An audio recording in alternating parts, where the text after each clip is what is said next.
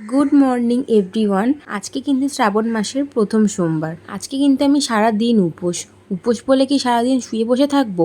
একদমই না, সংসারের কাজের দিকেও তো মন দিতে হবে। আর জন্যই কিন্তু সকালবেলায় উঠে আগে ভাবলাম যে না, আগে ঘর পরিষ্কার করি। ঘরের যত ঝুলঠুল ছিল সব কিন্তু ঝেড়ে ঝুড়ে এদিকে আমি বেড কাভারটা চেঞ্জ করে নিচ্ছি। ঘর যতই পরিষ্কার করো না কেন, বেড কাভার না চেঞ্জ করলে কিন্তু ঘরের লুক একদমই চেঞ্জ হয়। আর শ্রাবণ মাস যেহেতু পড়ে গেছে, তার কারণে কিন্তু আমি একটা সবুজ আর সাদা কালারের কম্বিনেশনের একটা বেড কাভার পাচ্ছি। আর দেখো বেড কাভারটা কত সুন্দর। আর এই বেড কাভারটা কিন্তু আমার খুব কাছের মানুষ একজন দিয়েছে আমায়। আর ঘরে ঝুল ঝাড়লেই আমার হাঁচির শেষ নেই। নাক চুলকাবে আর খালি হাঁচি হবে আর চোখ দিয়ে জল বেরোবে। ঘরের কাজ কমপ্লিট। এখন কিন্তু আমি যাব স্নানে। আর আজ যেহেতু আমি উপোস করেছি, উপোসের দিন কিন্তু আমি সবসময় শ্যাম্পু করি। তোমরাও চেষ্টা করবে উপোসের দিন বা উপোসের আগের দিনকার সব সময় শ্যাম্পু করে নেওয়ার জন্য। সকাল থেকে বিকেল অবধি কি করছি না করছি সবটাই কিন্তু তোমাদের সাথে শেয়ার করবো, তো তোমরা কিন্তু কন্টিনিউ ভিডিওটা দেখবে। আর আজকে কিন্তু আমি ঠাকুরের সব বাসন আমি মেজেছি, যা যা বাসন থাকে আর কি। আর এখানে কিন্তু আমার শ্বশুরমশাই ফুল নিয়ে চলে এসেছে। আমার কিন্তু ফুল দিয়ে পুজো দিতে ভীষণ ভালো লাগে, তাই খুব সুন্দর করে দেখো ফুল দিয়ে মন্দিরটাকে সাজিয়ে নেব। তো ঘরে কিন্তু পুজো দেওয়া আমার কমপ্লিট, দেখতেই পাচ্ছ খুব সুন্দর করে পুজো দিয়েছি। তো ঘরে পুজো দিয়ে কিন্তু চলে আসলাম আমাদের শিব মন্দিরে। বাবার কাছে এসে ভীষণ ভালো লাগছে। তো এখন কিন্তু আমরা বেরিয়ে গেছি মহাকালে। এই যে কাকি আর এই যে ননদ আর এই যে আমি সবাই মিলে এখন মহাকালে যাচ্ছি, যেহেতু প্রথম সোমবার। তো কাকি কিছু বলো। আমি কি বলবো?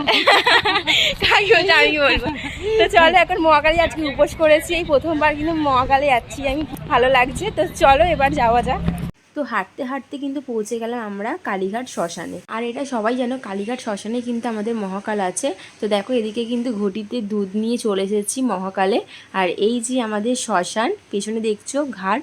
আর এই যে সেই জায়গা যেখানে অহংকার, রাগ, হিংসা, সোনা গয়না, টাকা সব কিন্তু পুড়ে ছাই হয়ে যাবে এখানে। আর এটা হলো আমাদের এখানে কালীঘাট শ্মশান ঘাট।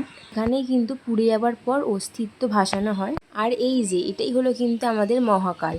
আমাদের এই মহাকাল কিন্তু ভীষণ জাগ্রত। বাবার কাছে কিন্তু তুমি মন দিয়ে যা চাইবে, বাবা কিন্তু তোমাকে মন ভরিয়ে দেবে। তো আমার কিন্তু পুজো দেওয়া কমপ্লিট। বেশ ভালো লাগলো মহাকালে এসে পুজো দিয়ে। আর এই জায়গাটা যে তোমরা দেখতে পাচ্ছ, এই জায়গায় কিন্তু বিশাল আমাদের শ্মশানকালী ওঠে। সারা রাত ধরে পুজো হয়, বিশাল জাগ্রত। এটাই কিন্তু সেই কেরাতলা শ্মশানের ঘাট, হয়ে ঘাটে একটু ঘুরে যাই। ফাইনালি পুজো দেওয়া কমপ্লিট আমাদের। তো আমরা এখন সবাই বাড়ির দিকে যাব।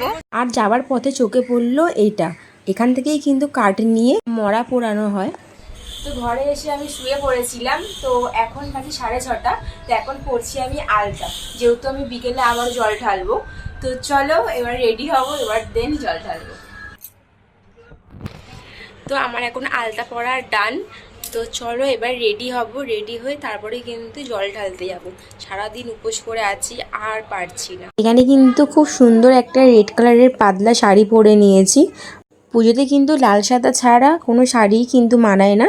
তো দেখো আমার এই শাড়িটা কিন্তু আমি আমার বিয়েতে পেয়েছিলাম। তো এখনও খুব সুন্দর করে সব শাড়িগুলো যত্ন করে গুছিয়ে রেখেছি। আর এই নাকেরটার কথা তো তোমাদের বলাই হয়নি, এই নাকেরটা কিন্তু আমি আমার বিয়েতে গিফট পেয়েছিলাম। তো কেমন লাগছে অবশ্যই কিন্তু কমেন্ট করে জানাবে। আর আজকের দিনে শুনেছি ফল দান করা কিন্তু খুব ভালো, যার জন্য কিন্তু আমি এখানে সব বাচ্চাদের 2টো করে কলা দান করছি। সারা দিনের অপেক্ষায় এটাই ছিলাম যে কখন বাবার মাথায় জল ঢালবো। তো ফাইনালি কিন্তু সেই সময়টা চলে এসেছে। ব্যাস, সব ক্লান্তি কিন্তু এই রাতে আর পাচ্ছি না। সারাদিন অনেক ক্লান্তি গেছে। তো চলো টাটা সবাইকে, গুড নাইট। ভালো লাগলে একটা অবশ্যই লাইক, কমেন্ট অ্যান্ড শেয়ার করে দেবে।